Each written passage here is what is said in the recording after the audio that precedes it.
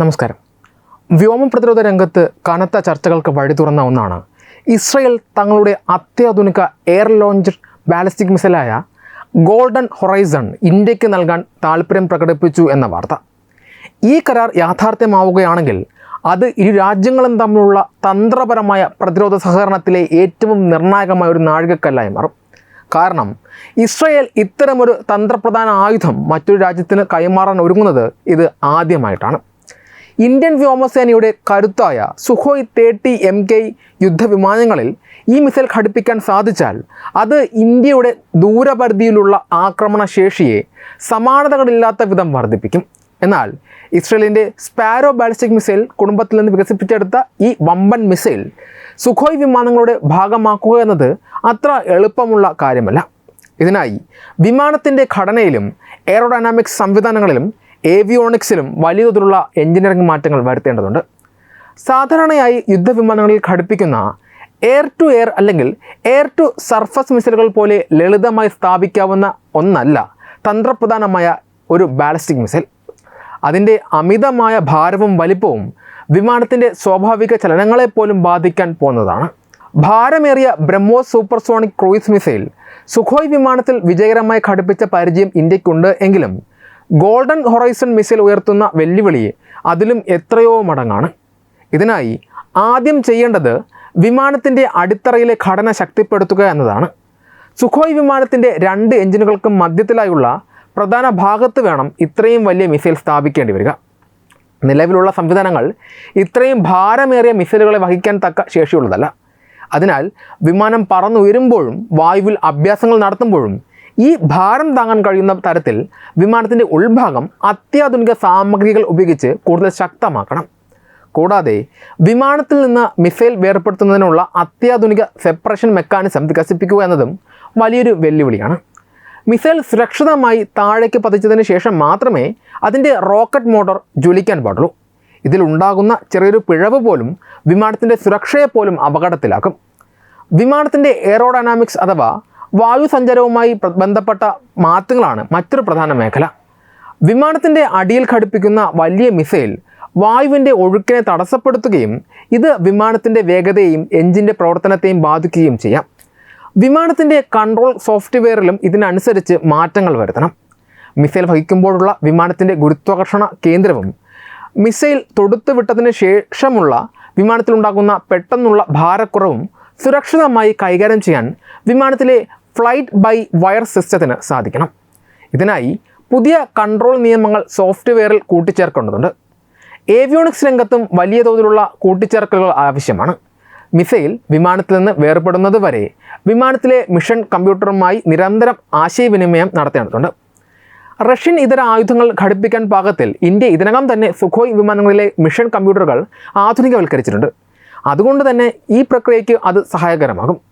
വിമാനത്തിൻ്റെ stores management സിസ്റ്റത്തിലും ലക്ഷ്യസ്ഥാന വിവരങ്ങൾ കൈമാറുന്ന ഹൈ സ്പീഡ് ഡിജിറ്റൽ ഇൻ്റർഫേസിലും മാറ്റങ്ങൾ വരുത്തണം.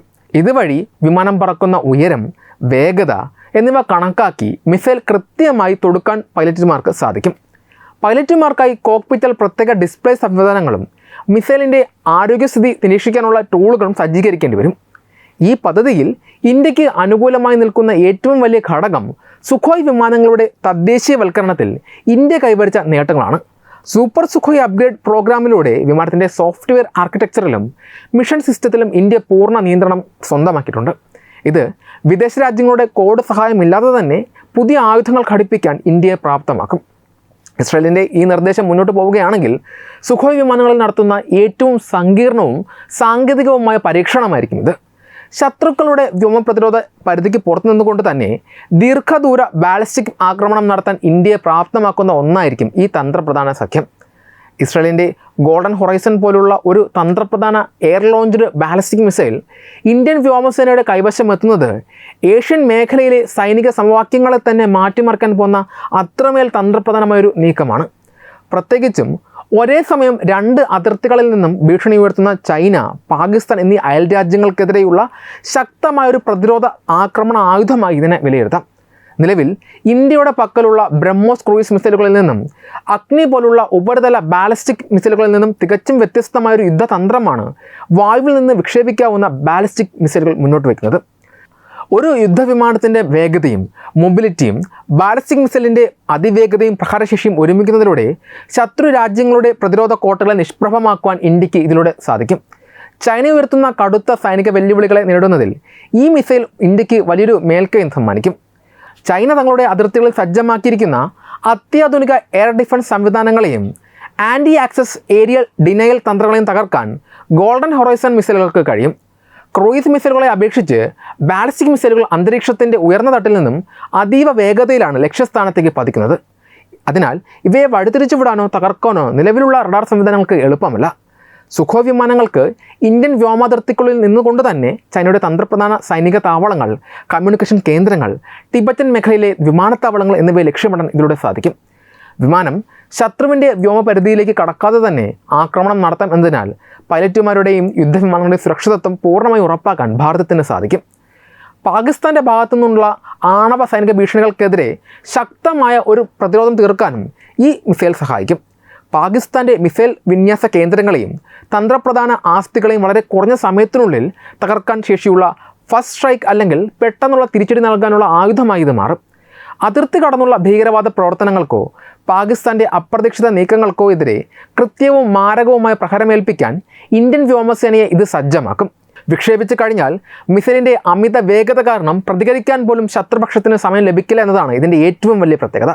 ഇന്ത്യയുടെ തനതായ ന്യൂക്ലിയർ ട്രയഡ് അഥവാ കരയിൽ നിന്നും കടലിൽ നിന്നും വായുവിൽ നിന്നും ആണവാക്രമണം നടത്താനുള്ള ശേഷിയെ ഈ മിസൈൽ കൂടുതൽ ശക്തിപ്പെടുത്തും. നിലവിൽ വായുമാർഗമുള്ള ഇന്ത്യയുടെ ആണവ പ്രതിരോധ ശേഷി പ്രധാനമായും ക്രൂയിസ് മിസൈലുകളെയോ ബോംബുകളെയോ ആശ്രയിച്ചാണ് നിൽക്കുന്നത്. എന്നാൽ ഗോൾഡൻ ഹൊറൈസൺ പോലെയുള്ള ഒരു സ്ട്രാറ്റജിക് ക്ലാസ് മിസൈൽ എത്തുന്നതോടെ വായുവിൽ നിന്നുള്ള ഇന്ത്യയുടെ പ്രതിരോധ ശേഷി ഇതോടെ വിശ്വസനീയവും ശക്തവുമായി മാറും. ഇത് ശത്രു രാജ്യങ്ങൾ ഇന്ത്യക്കെതിരെ ഒരു യുദ്ധത്തിന് മുതിരുന്നതിന് മുൻപ് അവരെ പിന്തിരിപ്പിക്കുന്ന ഡിറ്ററൻസ് ശക്തിയായി വർത്തിക്കും. ഭൂമിശാസ്ത്രപരമായ അതിരുകൾ മറികടന്ന് ഇന്ത്യൻ സമുദ്രമേഖലയിലും പസഫിക് മേഖലയിലും ഇന്ത്യയുടെ സാന്നിധ്യവും സ്വാധീനവും ഉറപ്പിക്കാൻ ഈ മിസൈൽ സുഖോയ് വിമാനങ്ങൾക്ക് കരുത്ത് പകരും. ചൈനയുടെ നാവികസേന ഇന്ത്യൻ സമുദ്രത്തിൽ നടത്തുന്ന കടന്നുകയറ്റങ്ങൾ തടയുന്നതിനും അവരുടെ വലിയ യുദ്ധക്കപ്പലുകളെ ദൂരത്തു നിന്ന് തന്നെ തകർക്കുന്നതിനും ഈ ആയുധം ഉപയോഗിക്കാം. ചുരുക്കത്തിൽ ചൈനയുടെയും പാകിസ്ഥാൻ്റെയും സംയുക്ത ഭീഷണികളെ ഒറ്റയടിക്ക് നേരിടാൻ തക്കവണ്ണമുള്ള തന്ത്രപരമായ പ്രതിരോധ അപ്രമാദിത്വം ഇന്ത്യക്ക് നൽകാൻ പോകുന്ന ഒന്നാണ് ഈ ഇസ്രയേൽ മിസൈൽ സാങ്കേതികവിദ്യ. ഈ വാർത്തയെക്കുറിച്ചുള്ള നിങ്ങളുടെ അഭിപ്രായങ്ങൾ കമൻറ്റുകളായി രേഖപ്പെടുത്തൂ. ഈ വാർത്ത ഇഷ്ടമായാൽ ലൈക്ക് ചെയ്യൂ, ഷെയർ ചെയ്യൂ. കൂടുതൽ വാർത്തകൾക്കായി ഞങ്ങളുടെ ചാനൽ സബ്സ്ക്രൈബ് ചെയ്യൂ. വെബ് ഡെസ്ക് തത്വമൈ ന്യൂസ്.